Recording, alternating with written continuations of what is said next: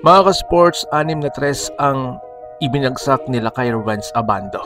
Grabe yung laro, hindi lang siya basta scorer ngayon, all around na. Mula offense hanggang defense. Parang may Abando's duty na si coach.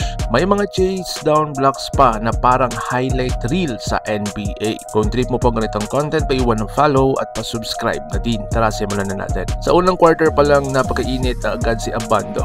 Ginamit siya ni coach bilang primary shooter sa corner at wing, kaya halos lahat ng tira niya ay open looks. Gumamit ng off-ball screens ang team para mabigyan siya ng space. May kick-out plays galing sa penetration, kaya ready to shoot lagi si Lakay. At dahil mabilis siya mag-release, hirap ang depensa na habulin siya. Ang resulta, 6-3 sa loob ng 4 na quarters ang kanyang goal na maipasok. Consistent dapat ito mula simula hanggang dulo. Para kang nanonood ng Klay Thompson version ng Pilipinas. Mga ka-sports, ang plano ni coach, simple pero epektibo.